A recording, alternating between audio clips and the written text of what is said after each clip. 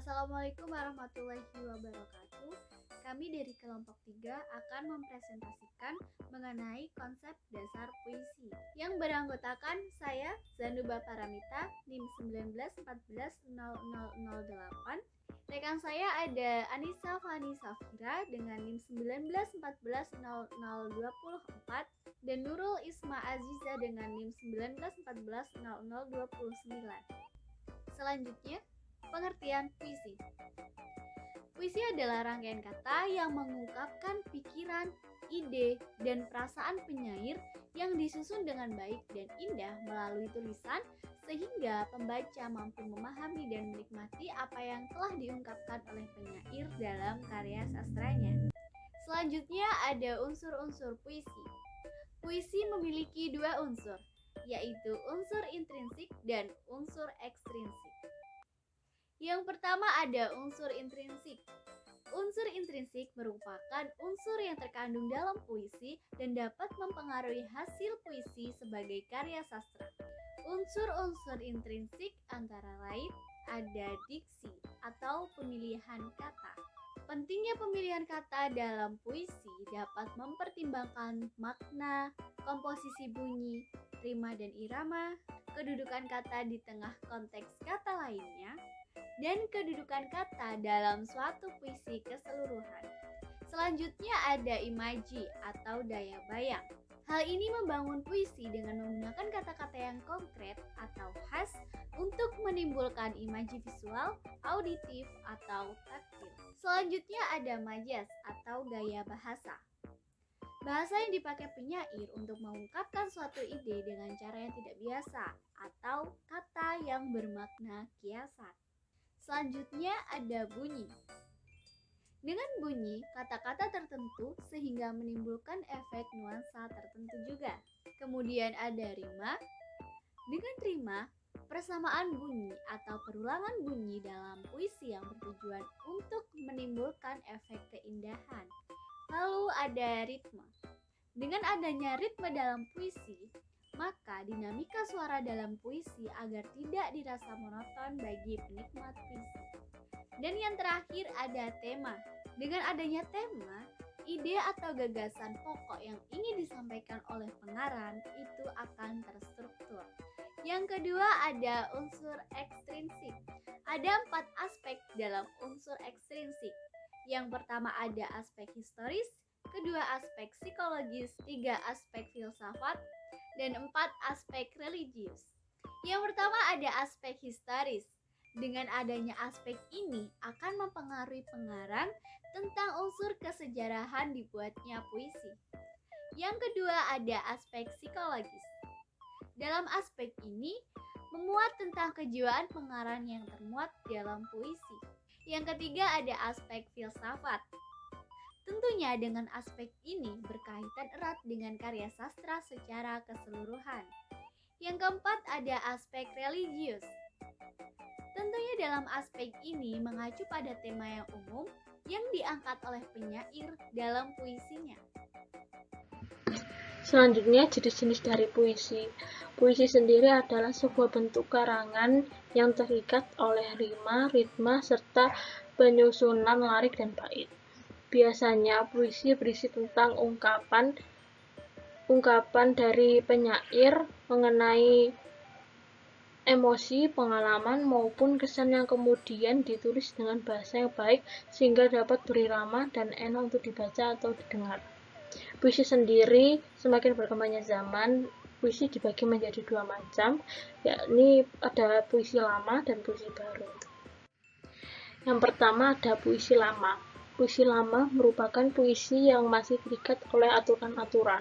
Oleh karena itu, puisi lama biasanya bersifat anonim atau puisi yang tidak dikenal nama pengarangnya. Puisi lama dibagi menjadi 7 macam, diantaranya ada mantra, pantun, karmina, seloka, gurindam, syair, dan talibun. Ciri-ciri dari puisi lama diantaranya puisi lama merupakan puisi rakyat yang tidak diketahui nama pengarangnya. Puisi lama biasanya disampaikan lewat mulut ke mulut. Puisi lama merupakan puisi yang sangat terikat oleh aturan-aturan seperti jumlah baris tiap bait, jumlah suku kata maupun rima. Puisi lama menggunakan majas atau gaya bahasa tetap atau klais. Puisi lama merupakan puisi yang berisi tentang kerajaan fantasi serta tanah mainstream. Selanjutnya, puisi baru. Puisi baru adalah puisi yang lebih bebas, tidak banyak aturan yang seperti puisi lama. Puisi baru sendiri memiliki 15 macam jenis, yang diantaranya ada balada, himne, ode, epigram, elegi, satir, distikon, terzina, kuatrain, quint, sekte, septim, oktav atau stage, dan terakhir ada sonata. Ciri-ciri dari puisi baru adalah puisi baru ini merupakan puisi yang diketahui nama pengarangnya. 2. Pengembangan puisi baru menggunakan pengembangan secara lisan serta tertulis. Puisi baru ini tidak terikat oleh berbagai aturan seperti rima, jumlah baris, dan suku kata. Puisi baru menggunakan majas yang dinamis atau berubah-ubah. Puisi baru biasanya berisikan tentang kehidupan.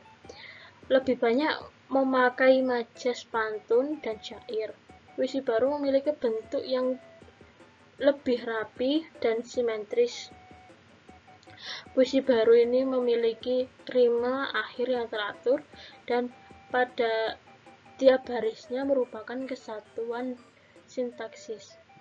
Apresiasi puisi anak. Kegiatan apresiasi lebih dekat dengan pengembangan keterampilan berbahasa, karena hakikat apresiasi adalah upaya memahami, menikmati, menghayati, dan menghargai suatu karya. Nah, berkaitan dengan pemilihan materi pembelajaran apresiasi puisi di sekolah, maka guru perlu mengembangkan keterampilan berbahasa. Di sini, guru dapat mengembangkan topik dari kehidupan sehari-hari, kehidupan beragama, dan sebagainya. Kriteria pokok pemilihan materi pembelajaran adalah standar kompetensi dan kompetensi dasar. Nah, kompetensi mengapresiasi puisi berkenaan dengan kemampuan memahami, mengenal, mempertimbangkan, dan menilai karya sastra puisi. Mengapresiasi puisi berarti mengauli karya sastra secara sungguh-sungguh sehingga tumbuh pengertian, penghargaan, kepekaan, pikiran kritis, dan kepekaan perasaan yang baik terhadap karya sastra tersebut. Nah, berpendapat bahwa apresiasi sastra ini merupakan upaya merebut makna. Kayak merebut makna suatu karya tersebut, kita harus mengetahui apa sih makna karya sastra tersebut. Nah, sedangkan langkah-langkah yang harus dilakukan untuk memahami karya sastra paling tidak itu meliputi 3 hal, yaitu penafsiran, analisis, dan penilaian. Selanjutnya adalah langkah-langkah apresiasi puisi anak. Dalam buku yang berjudul Apresiasi Kasustraan karya Soemardjo dan Saini pada tahun 1989 mengatakan itu ada 4 langkah atau tahapan dalam apresiasi. Nah, empat langkah ini tuh yang pertama adalah keterlibatan jiwa. Apa sih keterlibatan jiwa? Keterlibatan jiwa adalah tahap di mana apresiator mencoba memahami puisi dengan cara membayangkan, turut memikirkan, serta merasakan apa yang dibayangkan, dipikirkan, dan dirasakan oleh si penyair ketika menulis puisi tersebut. Yaitu, terus dari itu, nomor 2 adalah penguasaan penyair terhadap bahasa. Nah, ini adalah tahap di mana memahami puisi melalui pemahaman penggunaan bahasa yang dilakukan oleh penyair. Apakah apresiator memahami penggunaan bahasa yang dilakukan oleh penyair, atau apakah apresiator dapat membayangkan apa yang disampaikan penyair dengan penggunaan bahasa tersebut. Nah, terus apakah apresiator dapat larut dalam puisi yang menggunakan gaya bahasa si penyair tersebut. Sedangkan nomor 3 adalah hubungan dengan pengalaman kehidupan.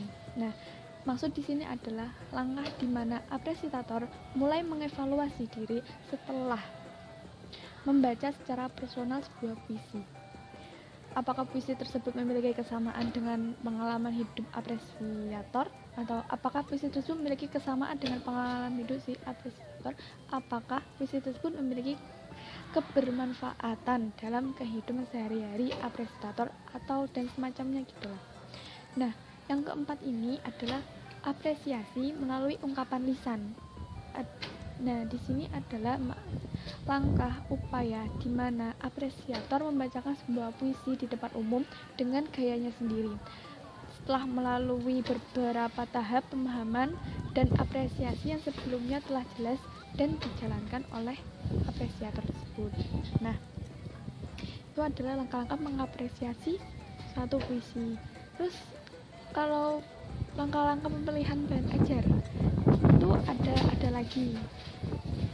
Nah, yang pertama itu adalah identifikasi aspek-aspek yang terdapat dalam standar kompetensi dan kompetensi dasar.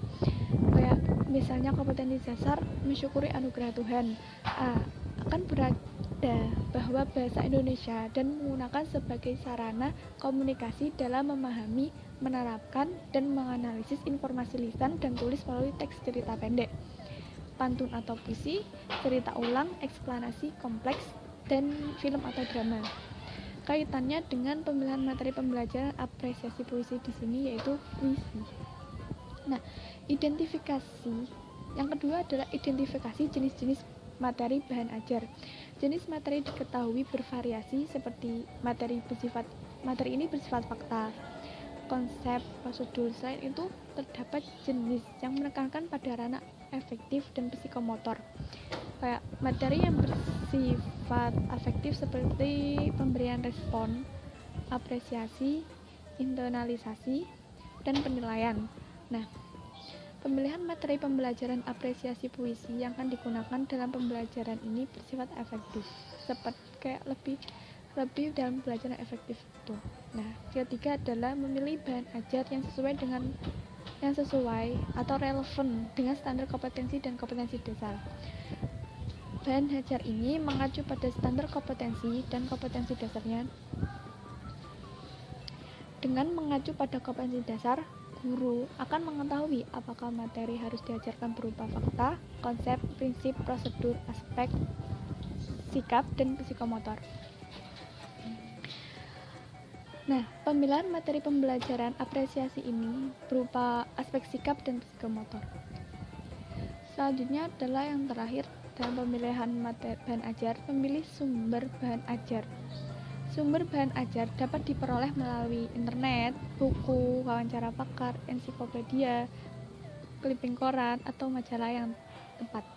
Nah, pembelajaran apresiasi puisi di sekolah bukan hanya sekedar peserta didik terampil membaca puisi, melainkan mereka pada saat tahap penjelajahan perlu memahami, menafsirkan, dan menerapkan nilai-nilai pendidikan yang ada di dalam isi puisi tersebut dalam kehidupan di masyarakat. Nah, oleh karena itu, dalam tahap pra-pembelajaran, guru perlu menginterpretasikan puisi dan memaknai isi puisi sehingga dapat memilih materi pembelajaran apresiasi puisi yang mempunyai nilai dalam kehidupan sehari-hari, seperti nilai Ricci atau yang lainnya.